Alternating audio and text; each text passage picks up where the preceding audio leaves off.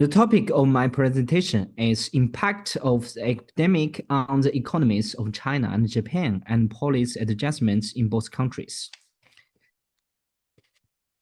In early 2020, an outbreak of COVID-19 occurred, causing a serious impact on China's economic and social development and people's lives.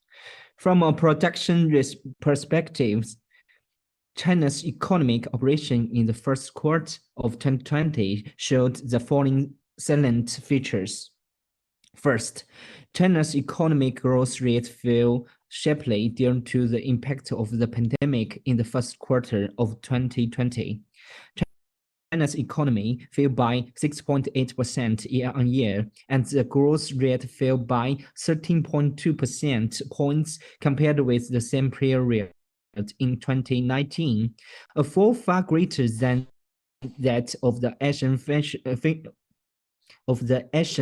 financial crisis in 1998 and the international financial crisis in 2008 on China's economic growth rate shock. Second, the value added of all three industries fell due to the impact of the pandemic. In the first quarter of 2020, the value added of the primary industry fell by 3.2% year-on-year. The value added of the secondary industry fell by 9.6%, and the value added of the tertiary industry fell by 5.2%. The value added of the secondary industry decreased the most and has the greatest impact on the economic decline. Third, the impact of the pandemic on the manufacturing and construction industries in the secondary sector is outstanding. The first quarter in 2020, by the impact of the pandemic, manufacturing and construction value added fell by 10.2% and 17.5%. The growth rate fell by 16.7 and 23.7% points respectively compared to the same period last year. First, the impact of the pandemic on the tertiary industry in the wholesale and retail trade, transportation, storage, and postal service, accommodation, and catering industry is permanent. In the first quarter of 2020, the value added of wholesale and retail trade fell by 17.8% year-on-year. The value added of transportation, storage, and postal industry fell by 14%, and the value added of accommodation and catering industry fell by 35.3%, all showing double-digit declines, with growth rate falling back by 23.6, 21.3, and 41.3% points, respectively, compared with the same period in 2019. Among them, the value added of accommodation and catering industry fell and retreated the most. Chinese government used flexible monetary policy and timely credit policy adjustments lead to positive growth in the value added of the financial sector in the first quarter, up 6% year-on-year. In response to the pandemic, state spending on health prevention, hospitals, and primary health care organizations amounted to 137.2 billion yuan in the first quarter, which contribute to maturing value-added growth in public administration, health, and social work sectors.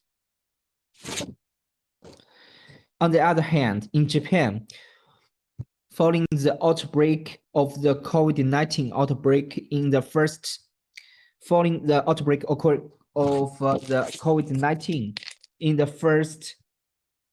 first quarter of 2020, Japan's GDP fell by 10% year-on-year. In response to such a situation, the Japanese government implemented a series of countermeasures, such as lowering the lending threshold for financial institutions, removing the limit on the size of annual bond purchase, and expanding the amount of corporate bonds in order to maintain abundant